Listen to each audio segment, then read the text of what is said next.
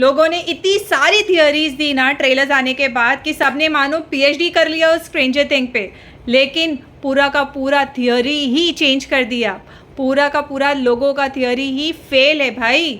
ये जो सीज़न में एंड के एपिसोड में दिखाया है ना, आप देखो और आपको ऐसा सेटिस्फैक्शन मिलेगा मानो कि सीज़न कंप्लीट होने के बाद अधूरी स्टोरी में भी सेटिस्फैक्शन। आप सोचो स्टोरी कौन से लेवल पे लिखी है। उससे पहले डू सब्सक्राइब माय चैनल। अब आते हैं रिव्यू पे।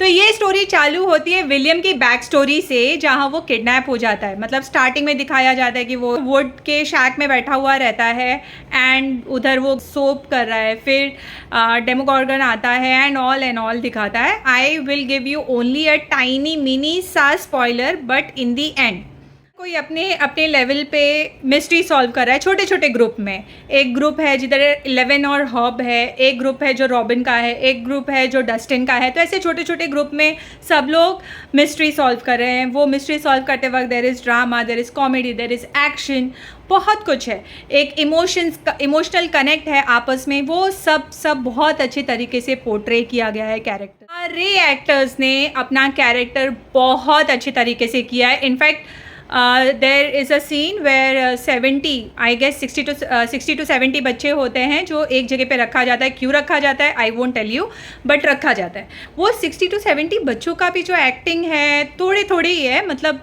5 सेकेंड 10 सेकेंड का ही जो है एक्टिंग दिखाएगा, बट वो भी इतना अच्छी तरीके से किया है बच्चों ने। मुझे तो लगता है कम से कम 8 to 10 फिल्टरिंग प्रोसेस होंगे कास्टिंग के, फिर जा कर के ये फ़िल्टर होने के बाद जेम स्टोन्स मिले हैं। बट हाँ, बात की जाए यूएसए ऑफिशियल्स की, वो ठंडे लगते हैं। मतलब वो एक आर्मी वाला चार्म नहीं आता, ऑफिशियल्स वाला ऑफिसर्स का चार्म नहीं आता, बट बाकी सारे टॉप। विलियम का परफॉर्मेंस, जब भी डेमोगॉर्गन या फिर वेक्ना हाइव माइंड के थ्रू कनेक्ट करता है विलियम से, तो वो टेरिफाइड लुक जो देता है विलियम, ओ माय गॉड क्या टेरिफाइंग। मतलब उसका चीक शिवर करता है, वो खुद शिवर करता है। इतना ज़्यादा सोबिंग इफेक्ट रहता है वो कि इमोशनल कनेक्ट कर पाते हैं विलियम से, कि विलियम ने बहुत कुछ उसके लाइफ में, उसके पास में बहुत कुछ झेला है, लेकिन और नहीं झेलने वाला। एक टाइनी वाला जो स्पॉइलर देने वाली हूँ मैं, अब दे रही हूँ। तो विलियम के बैक स्टोरी में विलियम ने बहुत कुछ सहा है, बट पूरे 4 एपिसोड ख़त्म होते हैं एंड लास्ट का जो 10 मिनट्स है उसमें विलियम को जो दिखाया है बॉस, वो कोई विक्टिम नहीं है, वो तो सुपर हीरो बनने वाला है। वो बेचारा नहीं, वो सुपर हीरो है नेक्स्ट वॉल्यूम का। मतलब 4 सीज़न में वो किडनैप होता है, वापस आता है, फिर हमेशा कनेक्ट करता है। सोप स्टोरीज़ उसे याद आती है, सब कुछ पुरानी बातें आती है, टेरिफाई हो जाता है, लेकिन ये सारी शक्तियाँ उसके अंदर ही थी जो उसे रियलाइज़ होता है पूरे 4 सीज़न ख़त्म होती। 1 सीज़न या फिर 2 season, max to max 3 season के बाद वेब सीरीज़ ना ठंडी पड़ जाती है। फॉर एग्जाम्पल फैमिली मैन देख लो, बहुत ज़्यादा उम्मीदें थी लेकिन ठंडी।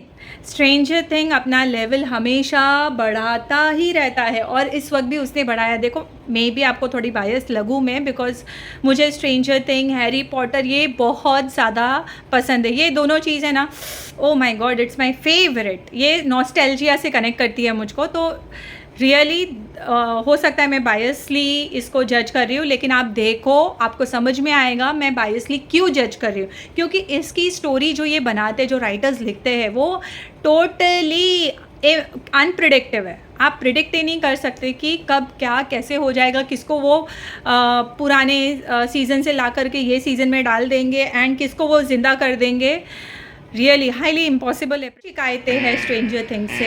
एक जो सीज़न 2 से प्रॉब्लम है मुझको, वो है हिंदी डबिंग में जो भी विलियम का वॉइस आर्टिस्ट है, जो भी विलियम के रोल का वॉइस ओवर कर रहा है, उसकी आवाज़ उसके कैरेक्टर को नहीं पोर्ट्रे कर पा रही है प्रॉपरली, नहीं कर पा रही है, जस्टिस नहीं दे पा रही है। वही कैरेक्टर आप इंग्लिश में देखो, you will like it, but वो voice dubbing is not is कि 11 को आप इतना बता रहे हो, 30 मार खान बता रहे हो, वो प्रैक्टिस कर रही है कि वेक्ना को कैसे हराए। सब कुछ वो बैक एंड में उसका चालू है, प्लानिंग वगैरह वगैरह। बट ये वाला वॉल्यूम 1 में उसको कोई भी स्ट्रॉन्ग एक्शन में नहीं दिखाया, मतलब कोई भी स्ट्रॉन्ग फ्रेम नहीं दिया पूरे वॉल्यूम 1 में।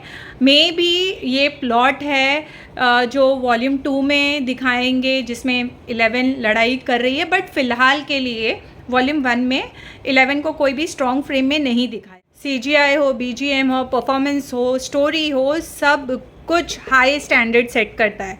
बहुत अच्छी तरीके से बनाया हुआ है। जितना भी खर्चा हुआ है, crore, 1000 crore, what ever it is worth every single penny. Harry Potter की थोड़ी झलक दिखी विलियम के रोल में इस बार, क्योंकि वो वोल्डेमॉर्ट से लड़ाई करता है हैरी पॉटर, एंड इधर विलियम को भी वैसे ही रोल में अभी डालना चालू कर रहे हैं, जिधर वो, मुझे ऐसा लगता है कि वेगना से भी लड़ेगा। सो आइडियाज़ दोनों के ऑलमोस्ट सेम हैं कि दोनों भी इंट्रोवर्ट है और उनकी सोप स्टोरीज़ है। अभी जा कर के एंड में उनके जो कैरेक्टर है वो काफ़ी स्ट्रॉन्ग साबित होते हैं। तो मे बी विलियम वेगना को मारने वाला होगा। लेट्स सी क्या होता है आगे।